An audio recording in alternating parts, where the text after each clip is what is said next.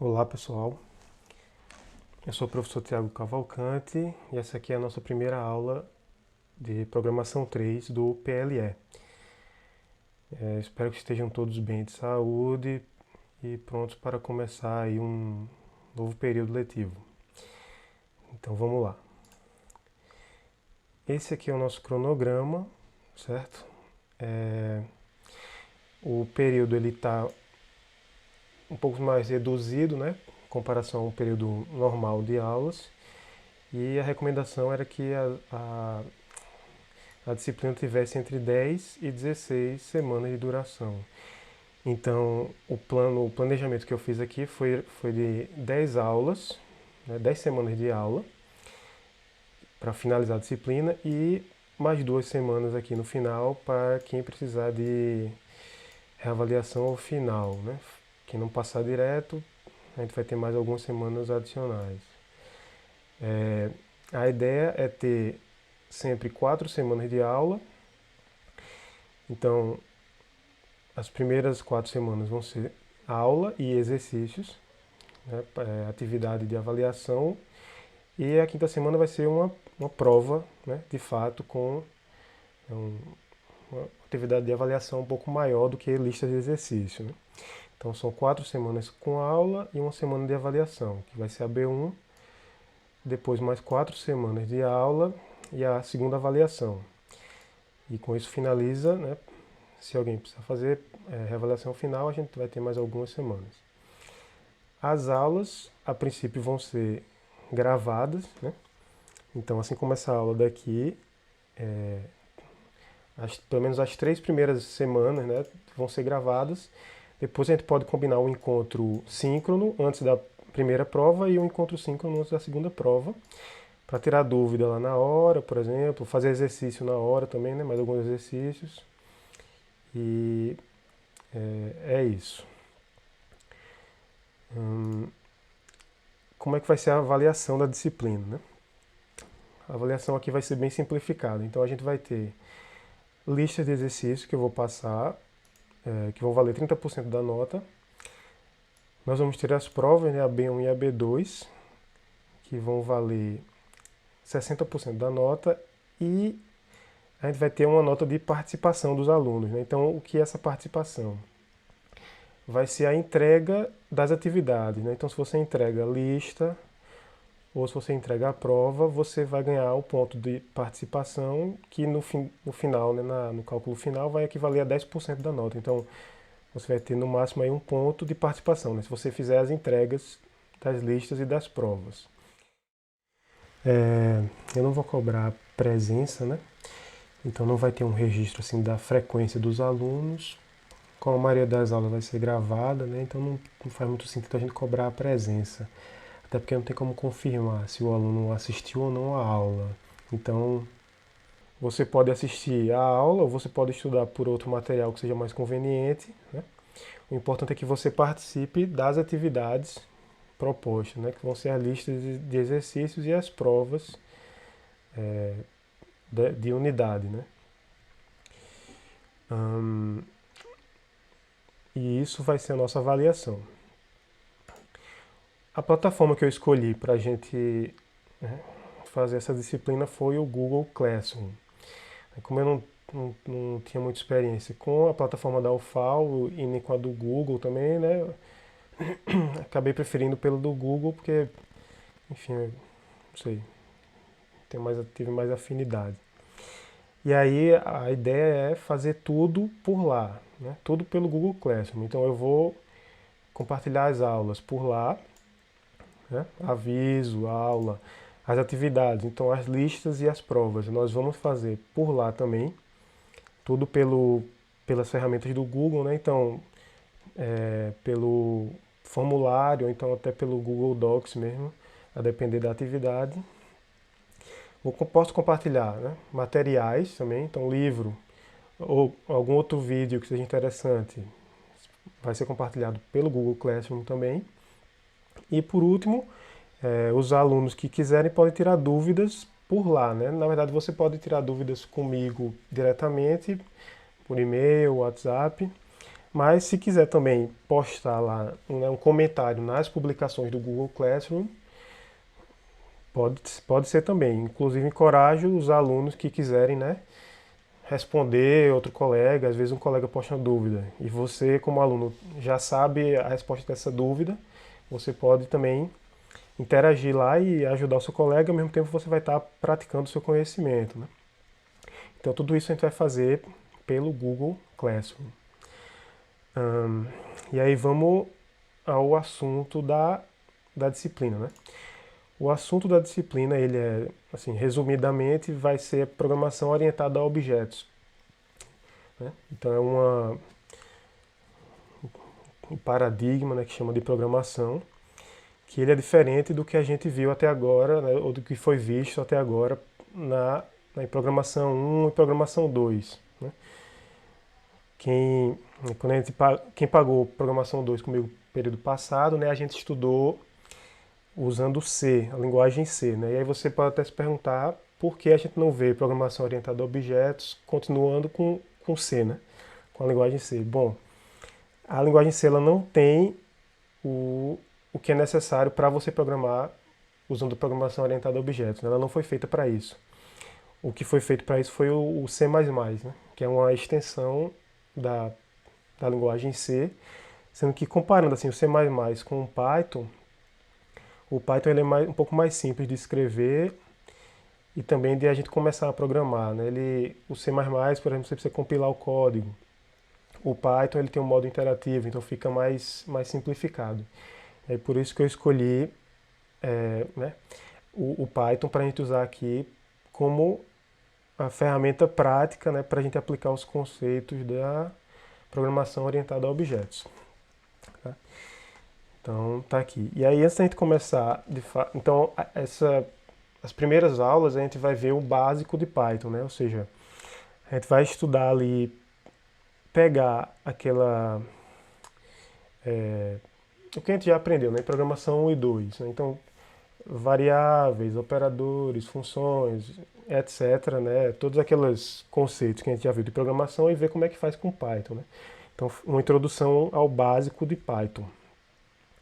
E aí, quando a gente pegar isso, a gente vai direto para o assunto de programação orientada a objetos. Como o PLE, né, ele está sendo mais reduzido, então os assuntos que estão na ementa, talvez a gente não consiga visualizar todos. Né? A gente vai fazendo aqui e o importante é que a gente consiga ver os conceitos principais de programação orientada a objetos. Né? Então, é isso. E aí, para a gente poder programar, né? Aliás, antes disso, esse básico que a gente vai ver do Python, vou usar como referência esse livro aqui, o Pense em Python, segunda edição. Né? É um livro desse autor, Allen Downey, certo? Cuja, né, a edição original ele é em inglês, mas o autor publicou esse livro com a licença livre, né, uma licença Creative Commons. Então o livro ele é de livre acesso, apesar de ele ter uma edição impressa, né, que você pode comprar. E eu gostei desse livro porque ele é bem direto ao ponto, assim, ele não se estende muito, ele vai ensinando o principal que você precisa aprender, né? E se você quiser se aprofundar depois, você procura outro livro. Então, a minha referência aqui para essa parte que a gente vai ver agora do básico de Python vai ser esse livro Pense em Python, segunda edição. Então, ele tem aqui 19 capítulos e mais 3, né? 2 apêndices e aqui um finalzinho. E a gente não vai ver tudo, tá? Na verdade, a gente não vai ver, por exemplo, nada de programação orientada a objetos, né? Porque isso aí a gente vai aprender ao longo do curso. Então, a ideia é a gente ver aqui do capítulo 1 até o capítulo 12, pulando aqui esses capítulos de estudo de caso, que eles são mais assim, mais voltados para atividades práticas e tal, e algumas envolve interface, e aí eu não sei, né, por exemplo, quem estiver acessando ou programando pelo celular, talvez não consiga, então eu decidi pular esses aqui que tem estudo de caso. Então a gente vai ver o capítulos 1, 2 e 3, 5, 6, 7 e 8, 10, 11 e 12. Tá? E nesses capítulos a gente não vai ver também tudo que está neles. Eu cortei algumas partes e tal para ficar um pouco mais sucinto. Então eu recomendo para quem quiser se aprofundar e aprender mais, né, ler o livro todo, ou pelo menos ler até o capítulo 12 todo, né, enquanto a gente não entrar na parte de, né, programação orientada a objeto. Se quiser também fazer todos os exercícios, né, vai ser ótimo para aprender. Certamente eu vou pegar um ou outro aqui para colocar nas listas de exercício. E então essa aqui vai ser a nossa referência, tá? Voltando. E aí, antes da gente começar de fato a falar sobre o Python, a gente precisa primeiro saber como é que a gente vai executar, como é que nós vamos executar o Python no dispositivo, né? Então no computador ou no celular. E aí o autor do livro, né, ele ali no primeiro capítulo, ele já faz essa, né, ele já faz essa recomendação. Então ele recomenda alguns passos, né, para você executar o Python no seu computador, no seu dispositivo, desde o mais simples, onde você não precisa instalar nada, nem configurar nada, você é bem, né, você clica ali, faz uma conta no site e já pode começar a programar. E até uns passos mais complicados, né, um pouco mais complexos, onde você vai, por exemplo, ter que instalar o Python no seu computador. E aí, esses passos, apesar de mais complexos, não são, né, nada de outro mundo, assim. E no fim das contas, se você pretende trabalhar com Python, né, ou estudar Python mais a fundo, é essencial que você consiga instalar o Python no seu computador, né, até para não depender de serviço na internet. Mas aí para quem está aqui agora, que nunca mexeu com Python, né, nunca programou com Python, não tem nenhuma familiaridade, eu recomendo seguir aqui o primeiro passo, que é usar o Python na nuvem, né, no modo interativo.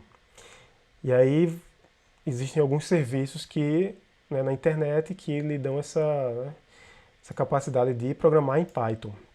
Então separei dois aqui, que são o Python Anywhere e o REPL.it. Né? Então vou acessar aqui para a gente ver como é que eles funcionam. Quem está agora, né, quem pode ver essa aula e ao mesmo tempo programar, né, quem estiver, por exemplo, no computador, ou então puder ver a aula numa tela, na TV, e programar em outra tela, pode seguir aqui também e fazer, né, fazer esses passos também para ir seguindo a aula.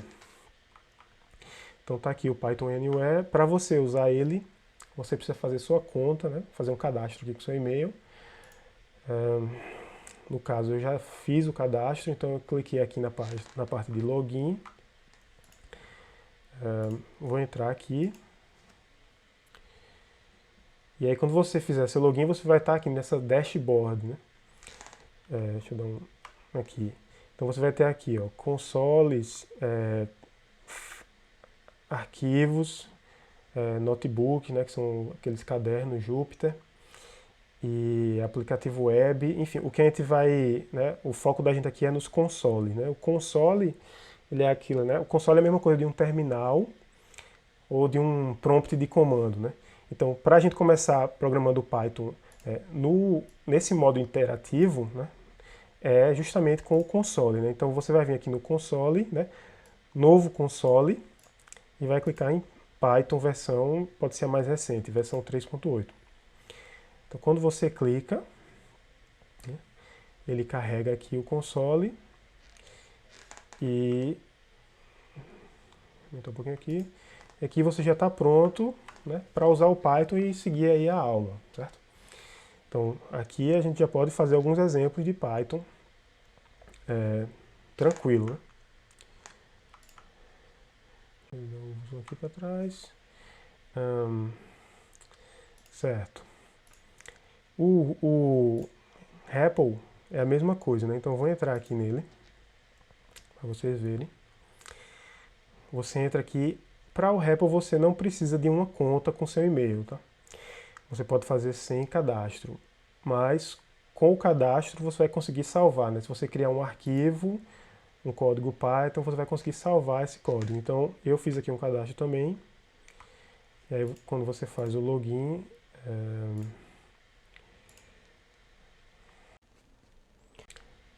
Faz o login e aí você vai poder, né?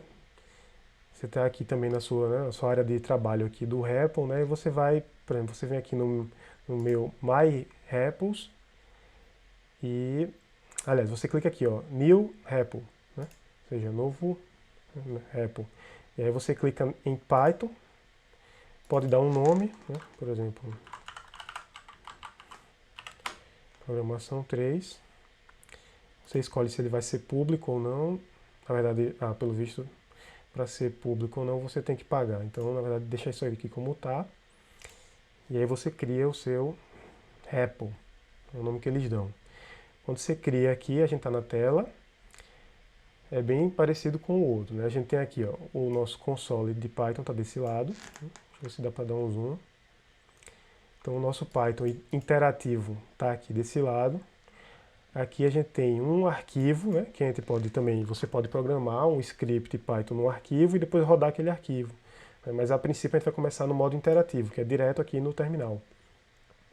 E aqui você tem o seu explorador de arquivos, né, onde você pode adicionar novos arquivos, né, e fazendo o seu projeto Python. Então, para quem nunca usou Python, recomendo, né, fazer isso agora primeiro e depois fazer o passo de instalar no computador, né? Aí o segundo passo que o autor do livro recomenda é o que? Ainda na nuvem, ou seja, ainda nesses serviços aqui, ao invés de você usar o modo interativo, você começar a criar script, né? Ou seja, você pegar aquele seu código que você está colocando no terminal e começar a botar ele num arquivo, né? Para ficar mais organizado e tal, para você poder salvar ele, né? O console no modo interativo de Python, quando você fecha ele, você perde ali os comandos que você colocou, né? Se você salvar esses comandos no arquivo, aí você vai poder acessar quando você quiser. Então o segundo passo é criar arquivos, né? A gente não vai fazer isso agora, mas um pouquinho mais para frente. Principalmente vai ficar aqui no modo interativo.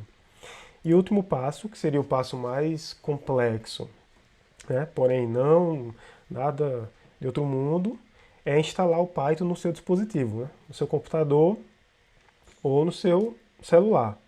Tá?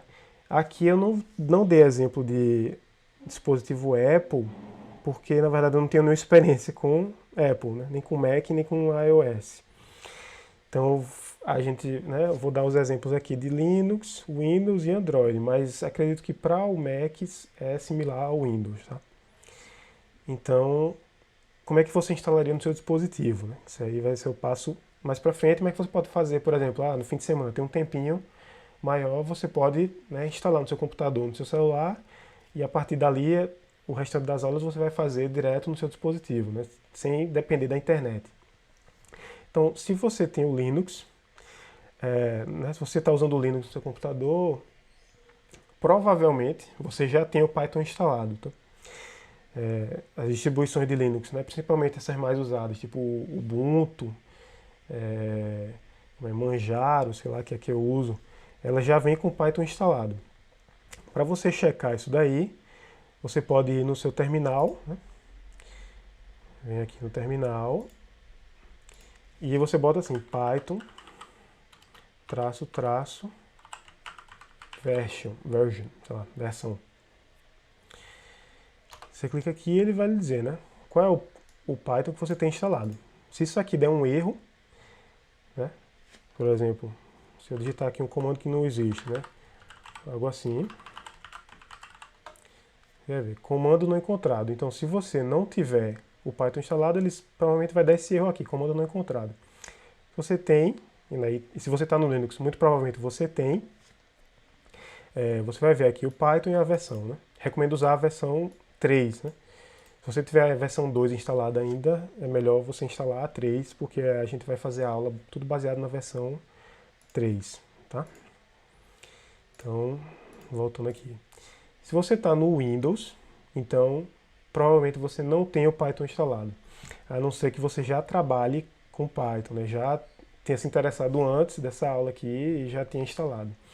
Então, para instalar no Windows, tem uma página aqui da Microsoft, né, onde ela fala Introdução ao uso do Python no Windows para iniciantes. E aqui ela recomenda, né, como é que você pode, como é que você pode instalar o Python aqui no seu computador. Então, você pode instalar pela própria Microsoft Store, né, que é a loja de aplicativos da Microsoft, ou você pode instalar, né, então ele recomenda aqui, vamos ver aqui, se você estiver usando o Windows para desenvolvimento web,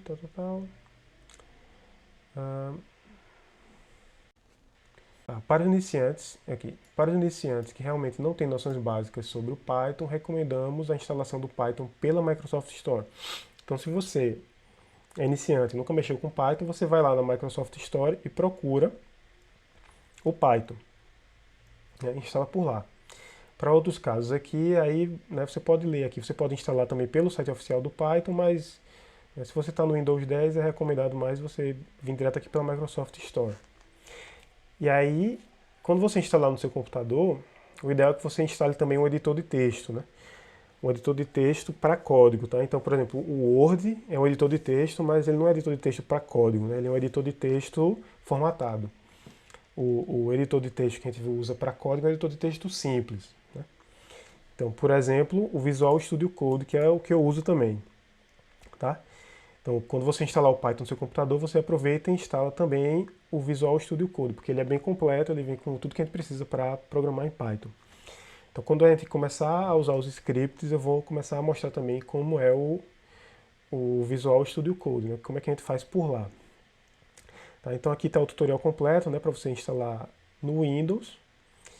E aí você segue esse tutorial, né? Quando você tiver um tempinho, né? Se quiser acompanhar a aula bem rápido aqui agora, você vai aqui pelo passo 1. E se você tiver acompanhando as aulas pelo celular, né? Não tem como ter acesso ao computador na hora, eu encontrei aqui dois aplicativos, que são esse PyDroid 3, né? Para Android, tá? Eu não pesquisei para o iOS, né? Provavelmente tem também. Mas para o Android a gente tem esses dois aqui, o PyDroid 3, que foi o que eu achei mais interessante. Então ele tem um terminal interativo e ele também tem um editor de texto que você pode criar os seus scripts, né? Então, nesse aspecto, assim, ele é bem completo. E tem o Python QPython 3L, certo? Que eu achei um pouquinho mais feinho, assim, a aparência dele, mas ele também tem o terminal interativo e você também pode criar arquivos nele, né, e salvar os seus scripts. Então, também tem a funcionalidade que a gente precisa. Então, assim, você escolhe, né, você pode até instalar os dois e testar, ver o que agrada mais. E é isso. Então com isso aqui a gente, né, vamos dizer assim, descobriu como é que a gente vai rodar o Python no nosso dispositivo, né, no computador, no celular. Então, agora a gente já pode começar a programar em Python, né?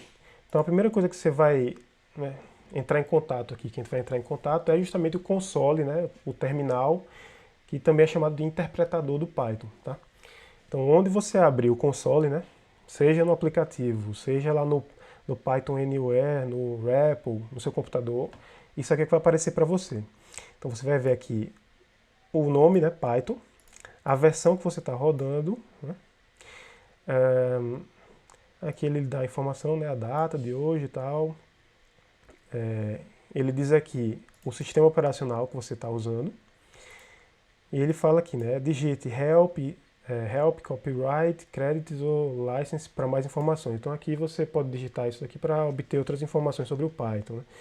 Até ajuda, né? Às vezes dentro do próprio terminal você pode usar o comando de ajuda caso você esqueça de alguma coisa, né? Mas eu prefiro pesquisar na internet mesmo. Então tá aqui o interpretador do Python, certo? Vou abrir aquele no terminal para a gente ver. Então eu estou aqui, e aí eu digito aqui Python, né? E com isso você vai abrir o seu interpretador. Então vamos aqui, né? Da mesma forma que a gente viu aqui né, na apresentação, você vê que né, o nome Python, versão, sistema operacional, e aqui a gente já pode começar a programar, certo? Então, essa última linha aqui, né, que tem esses três sinaizinhos de, né, maior que, é justamente o que chama de prompt, né? Ou seja, é onde você vai começar a digitar ali o seu comando, né, o seu código. Então, se eu digitar aqui qualquer comando, né, ou qualquer linha de código, por exemplo, 2 mais 2, e apertar Enter, o interpretador ele vai, né, interpretar, que é justamente o que ele faz, interpretar ali o seu comando, e vai imprimir aqui de volta para você, né, vai exibir na tela o resultado daquele comando. Então você digitou aqui 2 mais 2 e o Python interpretou e retornou para você 4, certo? Então sempre que a gente quiser agora, a partir de agora, né, rodar o código em Python, a gente vem aqui para o interpretador, tá? E aí com isso a gente pode partir para o que seria, né, o primeiro programa, né? Então vou voltar aqui para a apresentação. E aí qual é o primeiro programa que tradicionalmente se escreve em qualquer linguagem, né? É o programa que chama Olá Mundo. Então, é um programa cuja única finalidade dele é exibir essa frase Olá Mundo na tela, né? Ou seja, como se fosse ali a linguagem de programação dando um oi, né? Nasceu, acabou de nascer e está dando um oi para o mundo. Então, como é que a gente faria isso no Python, né? Se a gente voltar aqui para o terminal, para o interpretador, né? O programa Olá Mundo versão Python é o quê? Você bota aqui o comando print, né? E escreve aqui o que você quer que apareça. Então, print Olá Mundo, e aí o interpretador exibe na tela, Olá Mundo, certo? Então, esse comando print, né, ou instrução, né, uma instrução print, seria uma instrução de impressão, né, ela vai colocar, imprimir, exibir na tela, né, tem o nome print, mas na verdade ela não imprime nada, né, vamos dizer assim, não imprime nada de verdade. Né? O que ela imprime, assim como o print que você tem no C, né, o nome print é imprimir na tela, ou seja, exibir na tela.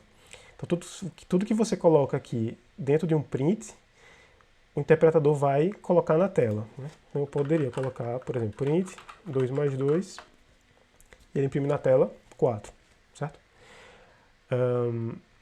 E aí, as aspas, elas, nesse caso aqui do print Olá Mundo, o nosso texto, ele está sempre, como é que diz? Ele está cercado aqui por aspas, né? Então, aspas duplas, certo? Retas, né? Então, sempre que você quiser imprimir um texto, você vai colocar ele entre aspas duplas retas aqui. Né? O print, a utilização aqui dos parênteses indicam para a gente que essa instrução print ela é uma função. Né? Mas para frente a gente vai ver exatamente, né, o que é uma função no Python, né, como a gente pode criar uma função. E aí, então esse é o nosso primeiro programa. Né? Olá Mundo. Outra coisa bem básica que você tem, né, em toda a linguagem de programação são os operadores aritméticos. Né? Então, são aqueles símbolos que você vai usar para fazer a operação matemática. Né?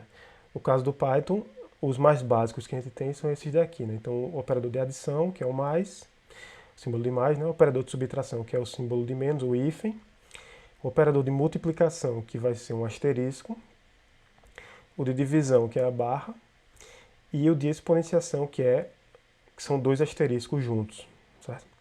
Então, se a gente voltar aqui para o terminal, a gente pode, né, testar esses operadores, né? Então, por exemplo, já testei ali o de soma, 2 mais 2, a gente pode testar aqui o de subtração. 5 menos 3, ok. Multiplicação, 8 vezes 8, certo? Divisão, 45 sobre 9, então deu 5. Sendo que ele deu 5.0, né? Por quê? Porque quando você faz uma divisão, existe a possibilidade de o número vir decimal, né? Então acho que o Python, para evitar qualquer problema, sempre que você faz a divisão, ele já lhe dá o resultado decimal daquela divisão, né? Então se eu botasse, por exemplo, 46.9 sobre 9, dividido por 9, teria aqui um número decimal, né? Então mesmo que a divisão seja exata, o Python vai retornar para você um número decimal. E exponenciação, né? Então 2 elevado ao cubo, por exemplo. Então dá 8. Tomar muito cuidado para não separar os asteriscos, né? Então se a gente fizer isso aqui, você vai ter um erro. Né? Os asteriscos eles têm que estar juntos para indicar a exponenciação. Tem algumas linguagens onde o operador de exponenciação é um chapeuzinho, né? Um acento circunflexo. No Python não é isso, tá? Então se você se confundir, você está muito acostumado a usar outra linguagem que usa esse circunflexo, você pode acabar encontrando um erro ali na sua lógica, né? Então, lembrar sempre que exponenciação em Python são 2 asteriscos. Ok. Depois dos operadores, a gente tem aqui os valores e tipos da linguagem, né, Python. Então, o valor é a coisa mais básica. Voltando aqui, né? Um valor é uma coisa mais básica que você vai ter ali, né, no seu programa. Então, o valor, ele é, por exemplo, um número ou um texto, né? Qualquer qualquer informação, né, qualquer dado assim, né, você pode chamar de um valor, né? Então, um número é um valor, um texto é um valor também. E aí a gente viu aqui, né, no interpretador, a gente viu alguns valores diferentes, né? Então, por exemplo, a gente viu um valor numérico, a gente viu um valor decimal, numérico decimal, e a gente viu um valor de texto, né? Então, essa denominação, né, de numérico inteiro, numérico decimal ou então texto são o que a gente chama de tipo, né? Então são os tipos de valores. Então cada um desses valores aqui, né, esse 2, esse 5.0 e esse olá texto, né, que era para ser olá mundo, pertencem a tipos diferentes, né? Então, por exemplo, do mesmo jeito que a gente usou ali a instrução print para imprimir uma coisa na tela, a gente tem a instrução type para descobrir o tipo de um determinado valor. Então, se eu digitar aqui type e o 2, ele está me dizendo que ele é do tipo int, né? Então, essa palavra aqui, classe, ela é como se fosse a categoria, né? O tipo daquele valor. Mais para frente a gente vai ver que essa palavra classe ela tem tudo a ver com o programação orientada a objeto. Mas por enquanto a classe para a gente significa uma categoria, né? Ou um tipo. Tá? Então o número 2 sozinho ele é um inteiro, né? Int. Quem lembra de C, quem está lembrado de C ainda, a gente tinha o tipo int também em C. Né? Se a gente colocar aqui o 5.0, a gente vai ver o tipo float, que também tinha no C. Float vem de ponto flutuante, né?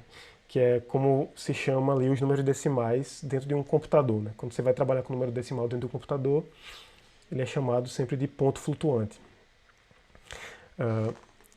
E aqui, né, colocar assim, olá, por exemplo, então meu texto aqui, olá, é do tipo str, né? str vem de string, né? String é basicamente uma cadeia de caracteres, né? Então, você tem vários caracteres em sequência formando ali um texto ou qualquer outra informação em formato de texto, né? Então, isso é o tipo string. Então, até mesmo um caractere sozinho, né, ele é considerado uma string, né?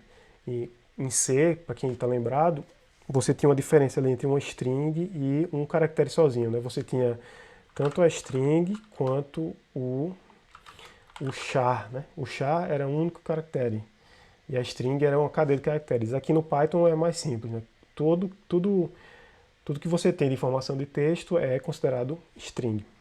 Tá?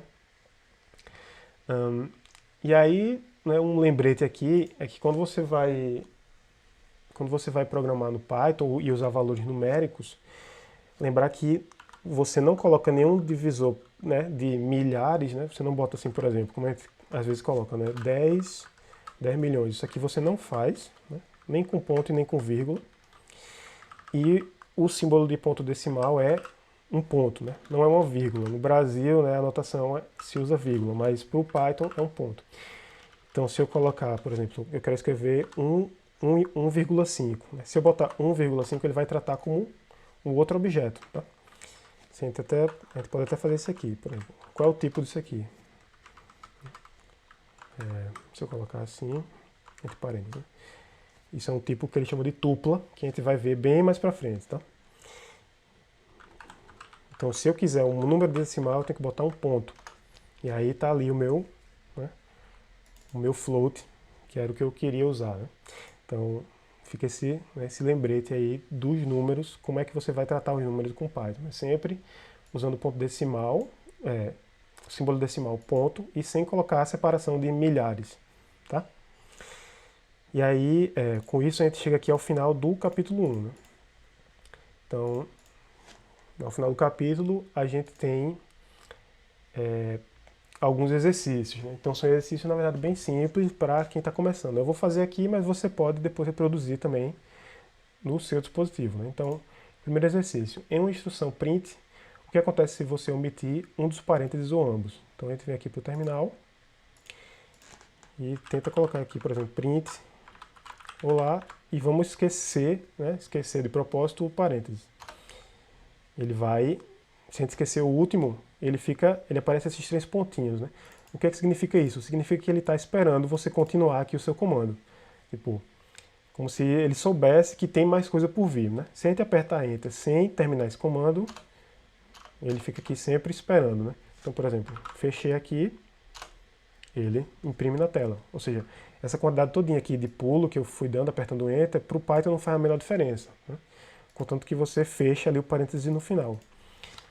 Agora, se a gente, né, por exemplo, omitir aqui o primeiro parênteses, o que acontece? Erro, né? Erro de sintaxe, ou seja, erro de escrita. Você escreveu o seu código da forma errada. Tá? Então é isso que acontece, né? Se você se esquecer os dois, mesma coisa, erro de sintaxe. Se a gente colocar um espaço aqui, aí ele identifica o erro de sintaxe, mas ele dá uma sugestão, né?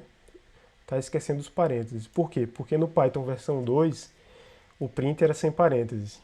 Por isso que ele já faz essa sugestão, porque ele pensa que você está acostumado com Python 2. Certo. Aí o próximo exercício aqui. Se estiver tentando imprimir uma string, o que acontece se omitir uma das aspas ou ambas? Então vamos voltar aqui para o terminal. E aí vamos imprimir aqui sem a primeira aspa, né? As primeiras aspas. Então ele dá um erro de sintaxe de novo, ou seja, escreveu alguma coisa errada. Se eu esquecer as últimas aspas, erro de sintaxe. E se eu não colocar nenhuma, erro de nome. Olá não está definido. Por quê? Porque como você não botou nenhuma, né, não botou aspas, ele está tratando isso aqui, ele está pensando que isso aqui é uma variável, né? Sendo que essa variável não foi definida. A gente ainda vai ver o que é uma variável, né? Então isso aqui não foi definido, então ele dá um erro diferente, né? Erro de nome, não dá um erro de sintaxe. Ok. Próximo exercício. Você pode usar um sinal de menos para fazer um número negativo, como menos 2. Né? Então, isso aqui é, né, esperado. Né? Quando você quer fazer a operação com número negativo, você bota o sinal na frente. E o que acontece se você puser um sinal de mais antes de um número? E se escrever assim, 2 mais 2? Então, vamos dar uma olhada aqui. Se eu botar um sinal na frente do número, mais 2, ele trata, né, como 2. Ele simplesmente omite o sinal e não tem nenhum problema. Né? Se eu botar menos 2, ele deixa o sinal. Né? Como a convenção é que um número sem sinal na frente é positivo, então o Python ele já faz já incorpora essa convenção. Né? Então, um número positivo, um mais na frente não, né, é redundante. Se eu tentar agora botar 2 mais 2, o que vai acontecer? Normal, funciona normal. Né? Ele faz a soma como você esperaria. Por quê? Né? Ele está tratando o mais aqui, né? Provavelmente ele está tratando dessa forma. Né? Então, como se fosse um 2 mais, e aí um mais 2, né? Que seria um número positivo. Né?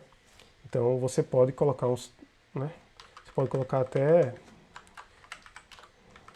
3, porque ele está tratando sempre isso aqui como fazendo ali a aritmética dos sinais. Né? Então mais com mais aqui vai dar um mais com mais aqui vai dar outro mais, tudo vira um mais só. Poderia colocar um menos, ele ia para o zero. Tá? Inclusive eu encorajo todo mundo que está agora, né, mexendo com Python e tal, tentando acompanhar a aula, que faça esses experimentos, assim, né? Aí você começa a se familiarizar mais ali com a linguagem, né? Vamos aqui para o próximo exercício.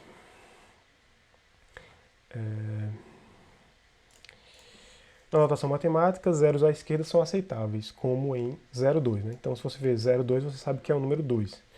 o que acontece se você tentar usar isso no Python? Esqueci de mudar aqui, deixa eu voltar aqui. Então vamos lá. Na notação matemática, zeros à esquerda são aceitáveis como em 0,2. O que acontece se você tentar usar isso no Python? Então vamos ver aqui no terminal. Então, por exemplo, eu vou escrever aqui assim, 0,2. Erro de sintaxe. Então ele fala aqui, zeros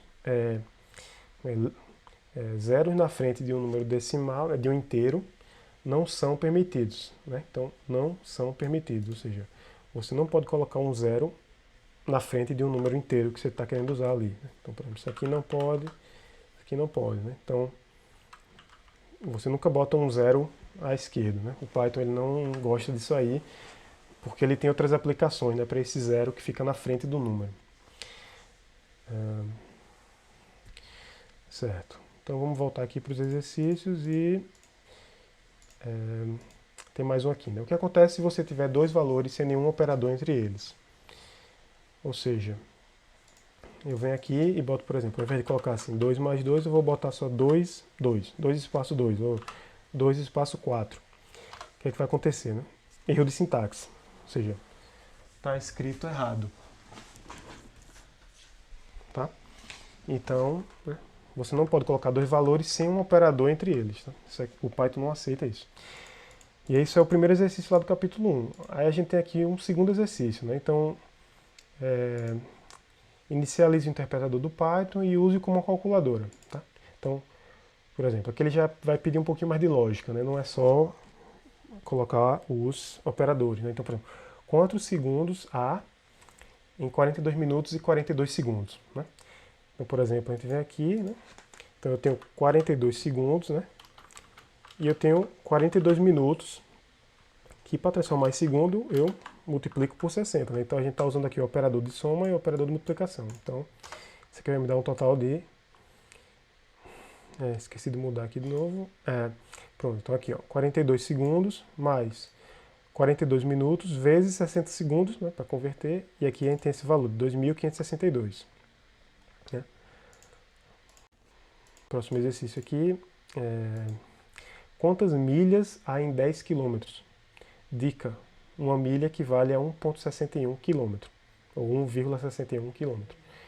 Então, se eu tenho, né, se eu tenho 10 quilômetros e uma milha vale 1,61 km, então eu tenho 1,61 milhas por quilômetro, então eu vou simplesmente multiplicar aqui, né? E isso vai me dar 16,1 milhas. Tá? Próximo exercício. Se você correr 10 km em 42 minutos e 42 segundos, qual é o seu passo médio? Né?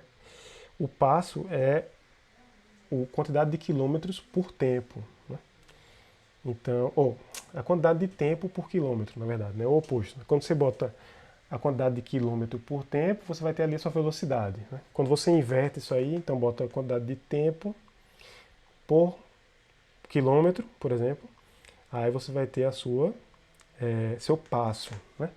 Então você correu aqui 10 km em 42 minutos e 42 segundos. Então o passo vai ser o quê? Vai ser 42...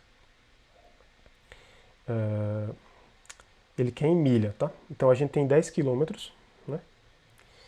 Vamos ver aqui, tá? Voltar aqui pro terminal, né? Então a gente tem aqui, né, a gente vai ter 10 quilômetros e ele quer em milha. Então a gente já calculou aqui, né? Então a gente tem aqui 16,1 milhas, tá? E ele quer o passo, ou seja, ele quer aquele tempo dividido pelo número de milhas, né? Então o tempo a gente já calculou aqui em segundos, tá? Que é isso aqui, 25.2.562 segundos, e a gente vai ter um total de 16,1 milhas. Então, o nosso passo em segundos vai ser isso aqui, né? A gente divide, e a gente vai ter aqui 159,13 segundos por milha, tá? Mas o que ele quer não é segundos por milha, ele quer... como é que diz? Voltando aqui, né, para a apresentação, o que ele quer é minutos e segundos por milha, tá? Então a gente tem segundos aqui, 159 segundos, né? Isso dá quantos minutos, né? Então, 159 segundos, se a gente dividir aqui por 60, a gente vai ter 2,65 minutos, né? Então vão ser 2 minutos, tá? Então a gente vai ter aqui 2 minutos, né? Que é a parte inteira aqui dessa divisão que a gente fez, né? E o restante vai ser os segundos. Então 2 minutos dá 120 segundos. Então se a gente fizer aqui 159 menos 120, sobra 39, né? Então o que a gente vai ter aqui, né? Basicamente vai ser 2 minutos, né? Vou escrever aqui, e 39 segundos por milha. Então esse aqui é o passo, tá? Escrevendo aqui, isso não é código, né? Isso é só para dar resposta, né? Então o passo que a gente encontrou foi o quê? 2 minutos e 39 segundos por milha, tá? E aí ele pergunta aqui, né?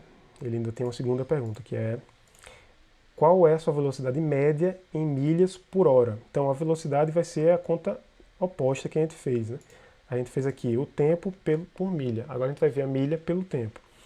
Então, a gente tem aqui 2.562 segundos, tá? Que se a gente dividir por 60 vai dar em minutos. E se a gente dividir isso por 60 de novo, a gente vai ter horas, né? Então isso aqui vai dar 0,71 horas. Então se a gente quiser saber a velocidade aqui em milha por hora, a gente vai dividir, né? 16,1 por 0,71. Então a gente tem aí a velocidade. Essa é quase uma questão de física, né? A gente tem aqui a velocidade média de 22,68, por exemplo, né? Milhas por hora. Então essa aqui é a resposta da questão, né? Certo. E aí voltando aqui,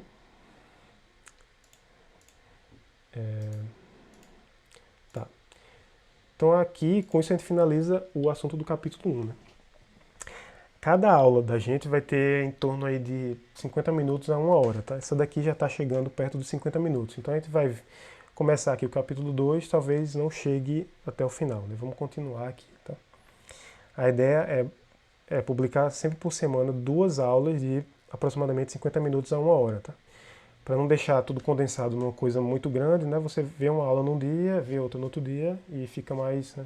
Fica mais fácil de focar também, né? Já que não vai ser uma aula gigantesca. Então, continuando aqui, vou entrar aqui no capítulo 2, tá? A primeira coisa que ele fala aqui é sobre as instruções de atribuição. Então, o que é uma instrução de atribuição? É quando você vai pegar ali uma variável, né? Do jeito que está escrito aqui, né? Então, você tem variável igual valor. Isso aqui é a sua instrução de atribuição que você vai colocar ali no próprio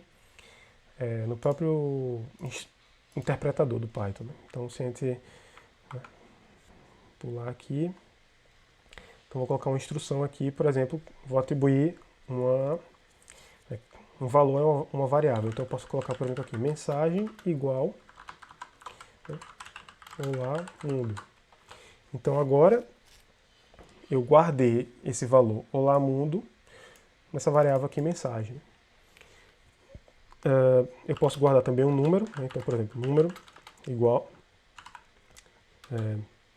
sei lá, 200. Então esse número está salvo aqui. Se eu digitar de novo o nome dessa variável, eu apertar Enter, o interpretador ele me dá o valor que está guardado nela, né? E eu posso armazenar também, por exemplo, um valor decimal, né? Então, sei lá, π é 3,14. Então se eu digitar aqui, né, π, ele me retorna esse número, tá? E é assim que você atribui, né? Então, quando você vai criar sua lógica, o que você quer geralmente é guardar os valores, né? Então as variáveis estão aí para isso, para você ir guardando nela os valores ali da sua lógica, tá?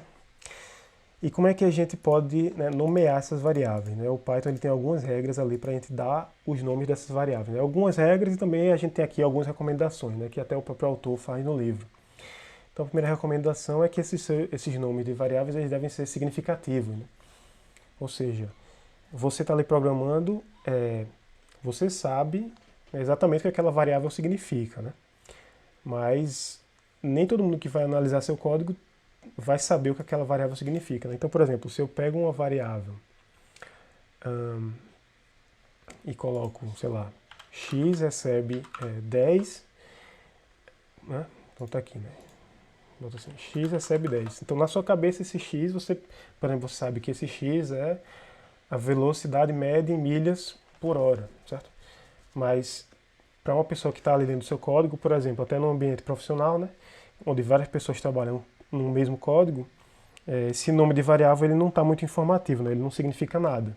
Então, às vezes então para melhorar isso, né, é uma boa prática você dar um nome significativo. Então, você pode botar, por exemplo, velocidade seria, né, já seria uma melhora, né? Velocidade recebe 10. Então, agora você tem essa sua variável aqui, velocidade, né? Você pode até reduzir, botar assim, vel, sei lá. Então, a primeira recomendação, né, é usar sempre nome significativo, né? Aí aqui, você tem essa característica, né? Você pode dar um nome de variável tão longo quanto você queira, né? Então, não tem limite para o tamanho, né? Você pode botar ali uma frase toda e vai ser o nome da sua variável. Isso não é muito recomendado porque o código começa a ficar, né, pouco legível. Às vezes sua variável é tão grande que ela vai se quebrar na tela e você não consegue. Então, o ideal não é escrever tão grande, mas o Python não vai lhe dar essa restrição, né? Você pode colocar ali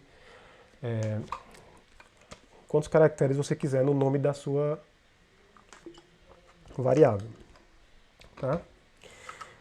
O que mais? Seu nome de variável pode conter letra e número, tá? E apenas letras e números, certo? Mas não pode começar com um número, ok? Então, eu posso colocar, por exemplo, velocidade 1, sei lá, né? Voltar aqui para o terminal e eu boto assim, velocidade 2 recebe 40. Então, perfeito. Agora, se eu botar, por exemplo, aqui, né, sem noção recebe 67. Então, você vê que ele não pegou, né? Ele deu um erro de sintaxe. Por quê? Porque não é permitido começar nome de variável com número, tá?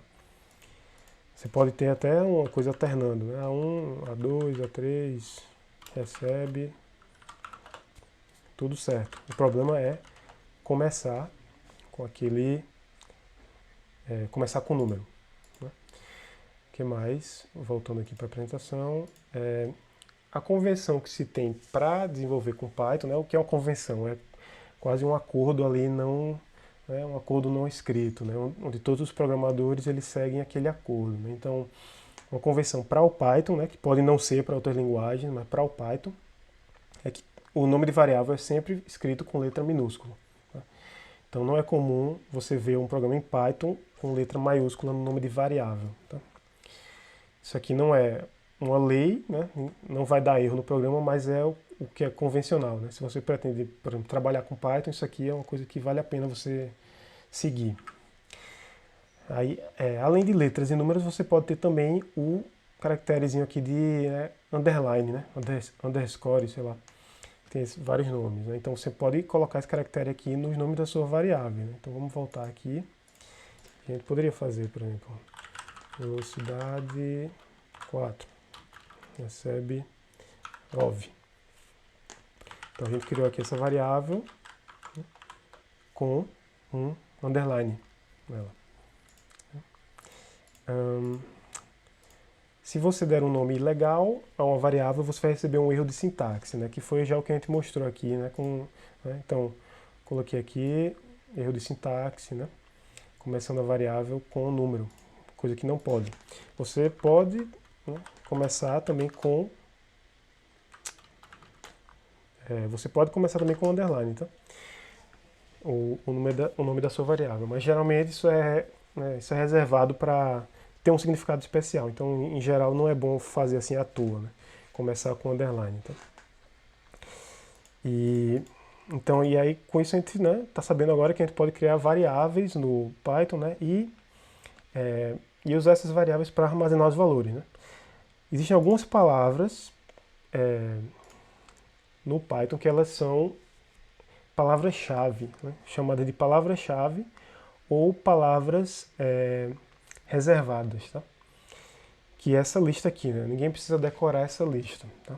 Até porque quando você vai programar, por exemplo, num editor de texto como o Visual Studio Code, sempre que você colocar uma palavra reservada, ele vai automaticamente ali,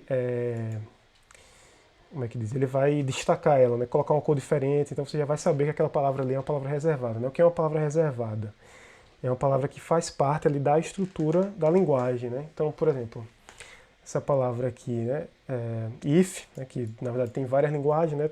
Vocês a essa altura já devem saber, né? O que é um if. Então essa palavra aqui ela não pode ser nome de variável. Por quê? Porque quando o interpretador do Python encontra um if, ele está esperando que seja ali, né? Aquela negócio de você está criando ali um bloco condicional, né? Que a gente também vai ver mais para frente, tá? Então o if é uma palavra reservada. Se você tentar criar uma variável com esse nome, você vai receber um erro, né? Então if recebe 10. Então a gente recebeu aqui erro de sintaxe. Você não pode dar uma variável o nome if porque ele é uma palavra reservada, tá? Então essa é a lista completa, né? Claro que de novo ninguém precisa decorar isso, tá? Mas fica aqui, né? Fica aqui para frente de conhecimento, né? E aí, agora que a gente sabe, né, nós sabemos o que são as variáveis, né, nós sabemos também alguns operadores que nós temos à disposição para usar, a gente pode começar agora a fazer uma lógica mais elaborada, né? Então, combinar esses elementos, né, as variáveis, os operadores e outros valores, e com isso criar ali expressões e instruções que nós vamos usar no nosso programa, né? Então, expressões e instruções são duas coisas diferentes, né, com significados diferentes. E a gente vai ver aqui agora o que significa cada uma e aí a gente vai poder usar elas nos nossos códigos daqui para frente, né? Então, uma expressão ela é uma combinação de valores, variáveis e operadores, né? Então, o valor, como a gente já viu, né? O valor é um dado, né? Então, um número ou uma string, né? Ou um número de ponto flutuante, né? Que seria um número decimal. As variáveis, que são os nomes que a gente pode dar para esses valores, né? E ficar salvo ali. Então, quando eu quero guardar um valor, eu atribuo esse valor a uma variável, ela fica salva ali. Eu posso sempre acessar ela. E os operadores, né? Que a gente viu. Operador, por exemplo, aritmético. Então, a expressão é uma combinação desses três elementos, mas ela pode ser também um único valor ou uma única variável, né? Uma expressão que, na verdade, só tem um elemento ali. Mas esse elemento tem que ser um valor ou uma variável. Você não vai ter uma expressão que é só um único operador, né? O operador ele sempre tem que ter ali os seus operandos, né? Ou seja, os elementos que estão antes e depois do operador, por exemplo. A expressão, a característica dela é que ela é avaliada, né? Então, o interpretador, ele recebe aquela expressão e ele avalia aquela expressão, ou seja, faz a conta, vê qual é o resultado que dá daquela expressão, e ali aquilo ele vai retornar um valor, né? Então toda expressão vai retornar algum valor para você. Pode ser um valor numérico, pode ser outra coisa, outro tipo de valor, né? Um valor que é uma string, por exemplo, a gente vai ver mais para frente. Então toda expressão é avaliada e retorna um valor. Se a gente voltar aqui no terminal, né? Então eu posso escrever uma expressão aqui, por exemplo, combinar variáveis, valores e os operadores, né? Então, por exemplo, posso pegar aquela variável ali, velocidade 4, multiplicar, por exemplo, por 9 e depois dividir por 5. Né? Então isso aqui é uma expressão. Uma variável multiplicada por um valor e dividida por outro valor. Tudo isso usando ali os operadores. Né? Então dá aí 16,2 o resultado. Isso é uma expressão, você vê que ele retornou um valor. Né? Se eu botar apenas uma variável, isso também conta como uma expressão, retorna um valor. Se eu botar apenas um valor, a mesma coisa. Né? Retorna um valor. As instruções, por outro lado, elas são unidades de código que têm um efeito, ou seja, ela faz alguma ação, né, faz algum efeito ali. Esse efeito pode ser, por exemplo, criar uma variável, quando você tem uma instrução de atribuição, ou pode ser imprimir um valor na tela, né, quando você tem a instrução de impressão, que é o print. Né. E aí a diferença é que a instrução ela não é avaliada, né, ela é executada. Ela é um comando que é executado, e na maioria das vezes, né, geralmente, assim, o mais comum é que ela não tenha um valor, né, ela não retorna nenhum valor para o usuário. Ela só faz uma ação, faz um comando. Né? Então vamos voltar aqui para o terminal.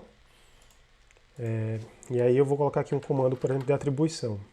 Então x recebe 67. A gente pode ver aqui, né, que é o contrário da expressão. Quando você digita uma expressão, ele retorna um valor. Então digitei uma expressão o interpretador retorna um valor. Né? Aqui é a mesma coisa, uma expressão, ele retornou um valor. No caso de uma instrução, a gente vê que eu digitei a instrução, mas ele não me retornou um valor, ele já voltou aqui com um prompt para receber o próximo comando. Né? Mesma coisa que se eu usar uma instrução, por exemplo, de print. Né? Então, coloco isso aqui, e aí a gente vê que ele imprimiu alguma coisa na tela, certo? A diferença é que isso aqui é o resultado dessa instrução, né? Não é o valor. Isso aqui não é um valor que saiu desse print. Isso aqui foi o efeito do print, né? Ele ainda assim não retornou nenhum valor. A gente vai ver um pouquinho mais para frente quando a gente falar da variável do tipo none, né? Que a gente vai conseguir ver que essas instruções aqui elas não retornam um valor. Então essa é a principal diferença, né, entre as instruções e as expressões. E aí os programas que a gente vai desenvolver daqui para frente vão ser sempre combinações de expressões e instruções. Às vezes você vai ter uma instrução e dentro dessa instrução você vai ter uma expressão. Né? A expressão vai ser ali um argumento para uma determinada instrução. Então quando você combina todos esses elementos, você começa ali a gerar o seu programa, né, a sua lógica de programação. E aí a gente vai encerrar a aula por aqui, certo? Porque a gente já está com mais ou menos 1 hora de aula. E aí na próxima aula a gente continua vendo aqui o capítulo 2, né? A gente vai falar voltar falando do modo script, né? Então, como é que a gente consegue criar arquivos do Python, né, de programa Python, onde a gente vai salvar ali os nossos comandos, né?